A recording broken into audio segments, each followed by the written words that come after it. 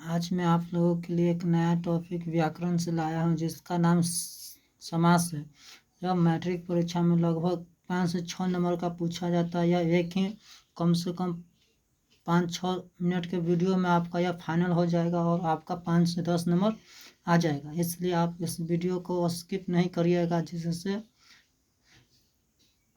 अगर आप इस वीडियो को स्किप कर दीजिएगा तो आप इस समास को अच्छा से नहीं जान पाएगा और आपका मैट्रिक में कम नंबर आ जाएगा। और इस एंड तक देखें। इस एंड होने से पहले एक ट्रिक बतलाने वाला हूँ जिसको आप देखकर बहुत अच्छा से आप समास को पहचान जाओगे और ज़्यादा ट्रिक याद करने की ज़रूरत नहीं है। सिर्फ एक ट्रिक से आपको यह याद हो जाएगा। इसलिए यह वीडियो को एंड तक देखें ताकि वह ट्रिक आपको मिल जा सके। इसलिए आप चलिए बिना समय गवाए अब अपना टॉपिक शुरू करते हैं। मैं एक बार कहना चाहता हूँ, अगर आप इस चैनल पर नए हैं तो प्लीज़ चैनल को सब्सक्राइब कर दीजिए और साथ में बेल आइकन घंटी को दबा दीजिए ताकि मेरा बनाया गया हर एक वीडियो का नोटिफिकेशन आप तक पहुँचता रहे। अगर आपको यह वीडियो पसंद आए तो इस लाइक कर दीजिएगा, नहीं आई तो डिसलाइक कर दीजिएगा। चलिए अब अपना टॉपिक पर चलते हैं, देखते हैं क्या समास का पहला समास। आज इस एक वीडियो में पूरा समास खत्म होने वाला है। यह एक बहुत इम्पोर्टेंट क्लास होने वाला है, इसलिए आप एंड तक देखें। समास किसे कहते हैं? दो या दो से अधिक पदों के मेल को समास कहते हैं। मेल से बने पद को समास कहते हैं।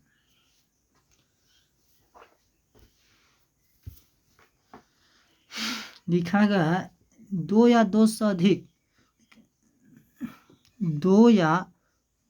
अधिक पदों के मेल से बने पद को समास कहते हैं।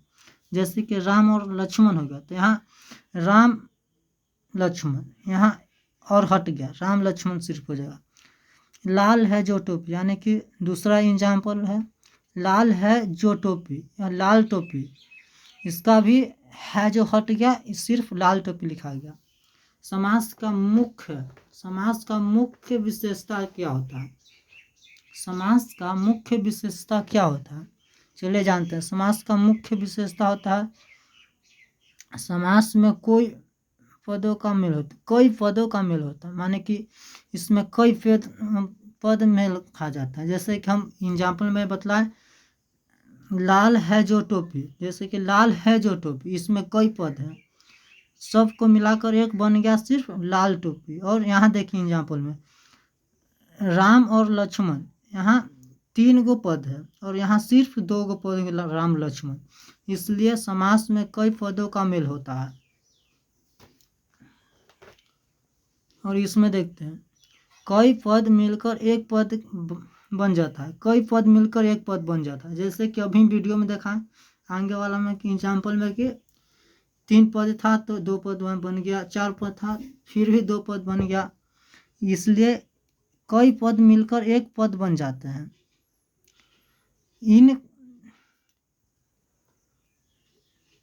इन कई पदों के बीच का विभक्ति चिन्ह लुप्त हो जाता है। इन कई पदों का विभक्ति चिन्ह लुप्त हो जाता है। जैसे कि हम दिखा देते हैं लाल है जो टोपी, इसमें है जो विभक्ति है, इसमें लाल टोपी में लुप्त हो गया है। चलिए अब आगे की वीडियो देखते हैं। पदों में कभी पहला पद और कभी अंतिम पद प्रधान होता है और कभी सभी पद प्रधान होता है। पदों में कभी पहला पद और कभी अंतिम पद प्रधान होता है, कभी सभी पद प्रधान होता है। जैसे कि हम समझा देते हैं राम और लक्ष्मण, जैसे राम लक्ष्मण, इसमें सभी पद यानी राम भी प्रधान है और लक्ष्मण भी प्रधान है, इसलिए इसमें राम और लक्ष्मण प्रधान हो जाते हैं। लाल है जो टोपी, लाल टोपी, इसमें कौन पद प्रधान है? लाल प्रधान पद है, इसलिए इसको चौथा में हो सकता है कि पदों में कभी पहला और कभी अंतिम पद प्रधान होता है, कभी सभी पद प्रधान हो जाता है। और पांचवा देखते हैं, कभी कोई पद प्रधान नहीं होता है, कभी कोई पद प्रधान नहीं। इसके सभी भेद को जानेंगे तो हम सिखा देंगे कि कौन पद प्रधान होता है, किस समास के भेद का पद पहला पद प्रधान होता है और दूसरा पद या कोई भी नहीं प्रधान होता या सभी होता है। या आप समास का टाइप जानिएगा तभी पता चलेगा। चलिए अब समास के टाइप देखते हैं, यानी प्रकार देखते हैं। समास के मुख्य 6 भेद होते हैं। समास के मुख्य 6 भेद होते हैं। पहला समास है तत्पुरुष समास। पहला तत्पुरुष समास, दूसरा कर्मधारय समास, बहुव्रीहि समास, चौथा द्वंद्व समास, पांचवा द्विगु समास, छठा अव्ययी भाव समास। छठा अव्ययी भाव समास। पहला समास देखते हैं तत्पुरुष समास। तत्पुरुष समास को देखते हैं। तत्पुरुष समास को देखते हैं तो देखते हो तत्पुरुष समास, इसमें पहला पद प्राय संज्ञा या विशेषण होता है।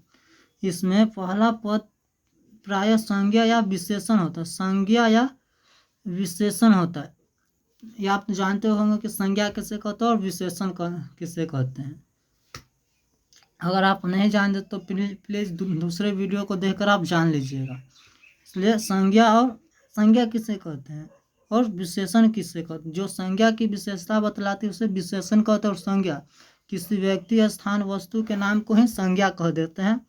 व्यक्ति, स्थान, वस्तु के नाम को संज्ञा कहते हैं। और विशेषण जो संज्ञा की विशेषता बतलाए उसे विशेषण कहते हैं। इसलिए इसमें पहला पद प्राय संज्ञा या विशेषण होता है और दूसरा पद संज्ञा होता है और दूसरा पद संज्ञा होता है और दूसरा पद ही प्रधान होती है, यानी संज्ञा ही प्रधान होता है। जैसे कि राज्य कन्या, राज की कन्या, राज्य कन्या, यानी कि इसका विग्रह क्या होगा, राज की कन्या।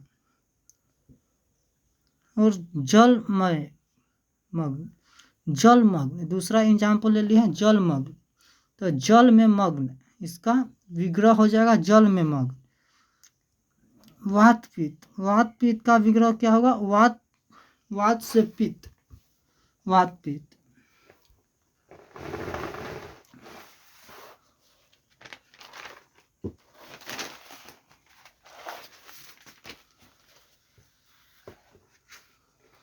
और दूसरा है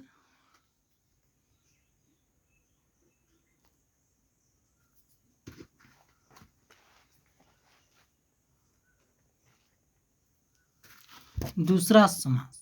दूसरा समास यानी कर्मधारय समास। कर्मधारय समास, तत्पुरुष को ही कर्मधारय समास कहते हैं। तत्पुरुष को ही, कर्ता तत्पुरुष को, यानी जो काम करता है उसे कर्ता कहते हैं। कर्ता तत्पुरुष को ही कर्मधारय कहते हैं।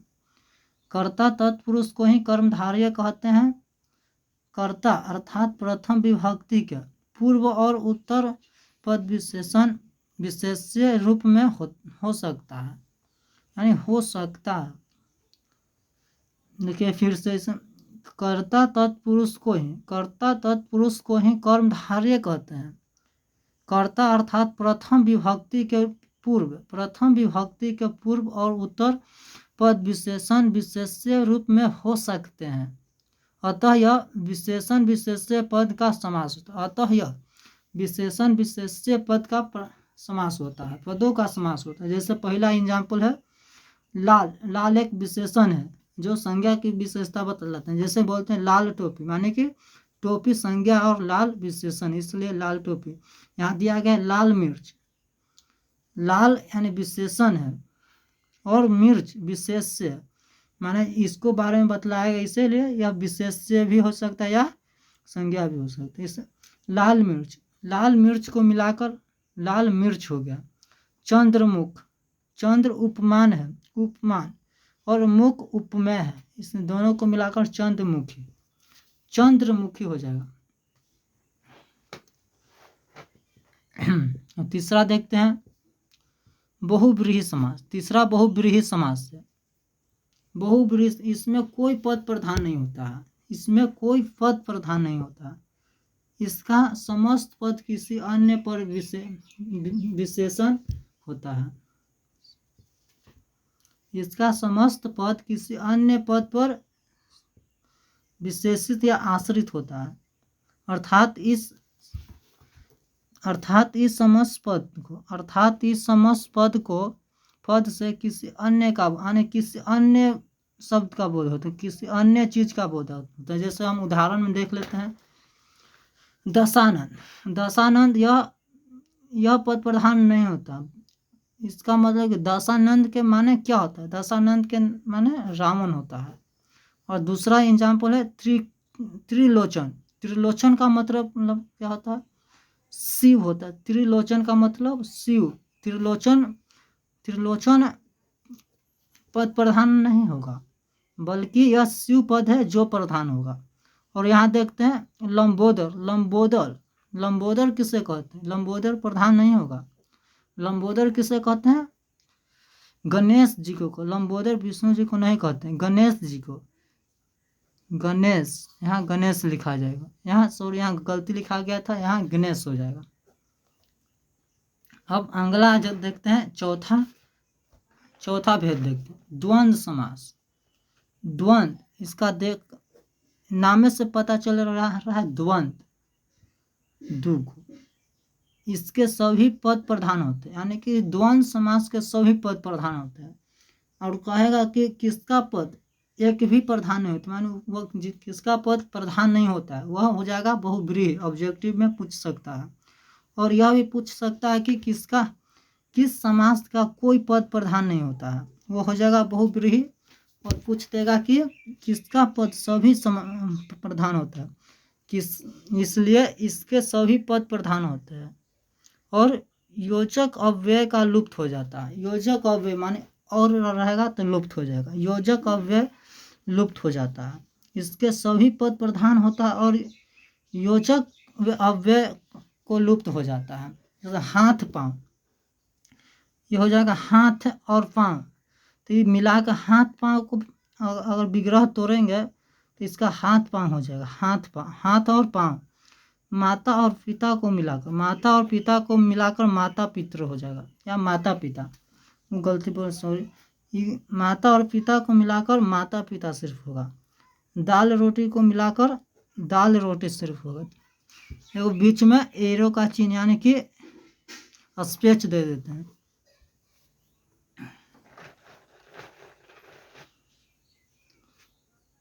अब पांचवा देखते हैं, द्विगु समास। पांचवा है द्विगु समास। द्विगु समास किसे कहते हैं? इसका पूर्व पद संख्यावाचक होता है। इसका पूर्व पद माने कि आगे वाला पद जो होता है संख्यावाचक होता है, इसलिए इसका एग्जाम्पल देखते हैं। इसका सभी पद प्रधान है, संख्यावाचक होता है। इसका पूर्व पद यानी कि आगे वाला पद होता है जो संख्यावाचक होता है। जैसे एग्जाम्पल में देखते हैं, पंचवन, पंचो माने 5 वटों का समूह, 5 वटों का समूह। इसका विग्रह तोड़ेंगे तो 5 वटों का समूह, पंचवट का विग्रह 5 वटों का समूह। त्रिलो माने 3 लोकों का समूह, त्रिलोक को कहते हैं 3 लोकों का समूह। शताब्दी 100 वर्षों का समूह। इसलिए अगर दे दिया कि अगर शुरू में दे दिया त्रिलोकी, अब पूछ दिया कि यह कौन सा समास है, तो आप जान जाए कि इसका पूर्व पद संख्यावाचक है, यानी कि यह द्विगु है। जिसमें संख्यावाचक का बोध हो जाएगा वह द्विगु हो जाएगा। और छठा यानी लास्ट, यानी कि हम कहे थे कि समास का मुख्य 6 भेद होते हैं, इसलिए हम छठा पर आ गए हैं लास्ट, यानी कि लास्ट हो जाएगा। अव्ययी भाव समास। इसमें पहला पद अव्यय होता है। इसमें पहला पद अव्यय या उपसर्ग भी हो सकता है। अव्यय या उपसर्ग भी हो सकता है। जैसे कि हम पहला एग्जाम्पल देखते हैं, प्रतिदिन यानी कि इसका विग्रह दिन हो जाए। प्रति एक उपसर्ग है, प्रति, इसलिए प्रतिदिन का विग्रह तोड़ने के लिए कहेगा कि प्रतिदिन का विग्रह क्या होगा, तो दिन। आजीवन का विग्रह क्या होगा, आजीवन पर्यत। घर का क्या हो जाएगा, प्रत्येक घर का विग्रह प्रत्येक घर। जी हाँ दोस्तों, अब समास एंड हो गया है। मैंने जो कहा था कि अब उस ट्रिक के बारे में बतलाने के लिए अब मैं बतलाने जा रहा हूँ। इससे बहुत अच्छा से यानी कि ध्यान देकर पूरा दिमाग फिट करके इस वीडियो पर ध्यान देना, इसलिए इसे स्किप नहीं करिएगा। चलिए देखते हैं, यह बहुत महत्वपूर्ण होने वाला है। यह एक ऐसा है जिससे आपका छवो कंप्लीट हो जाए। चलिए अब देखते हैं समास के पहचानने का ट्रिक। हमने जो कहा था समास का पहचानने का ट्रिक, वही ट्रिक है, यानी कि ट्रिक। समास के पहचानने का ट्रिक सिर्फ 1 2 3 4 5 6 7 वाक्य, अगर 7 वाक्य याद कर लेते हो तो पूरा समास कंप्लीट हो सकता है। और समास आप कैसा भी समास दिया रहे उसे सिर्फ आप उसे इस ट्रिक से आप पहचान सकते हो कि यह कौन सा समास का भेद। इसलिए यह इससे पूरा याद कर लीजिएगा, पूरा ध्यान देकर देखें कि यह एक ही बारे में याद हो जाए। इसलिए चलते अब शुरुआत करें। कारक छिपे तत्पुरुष कहलावे, यानी कारक छिप जाए, यानी कि कारक का चिन्ह आप जानवे करते नहीं जानते तो मेरे वीडियो में देख लीजिएगा। कारक छिपे तत्पुरुष कहावे, और छिपे तो द्वंद्व, जैसे कि हमने कहा था कि और माता और पिता, तो माता पिता हो जाते हैं। उसी प्रकार और छिपे तो द्वंद्व, संख्यावाचक द्विगु जनावे, जैसे कि हमने एग्जाम्पल में बतलाया था कि त्रिलोकी 3 लोकों का समूह, त्रिलोकी, उसे यही है संख्यावाचक द्विगु जनावे। कर्मधारय विशेषता बतलावे। तीसर अर्थ करे सो कोई, बहुब्रीहि होई सोई। तीसर अर्थ करे सो कोई, बहुब्रीहि होई सोई। न सूचक को नइयो जानो, अब उपसर्ग और अव्यय को अव्ययी भाव पहचानो।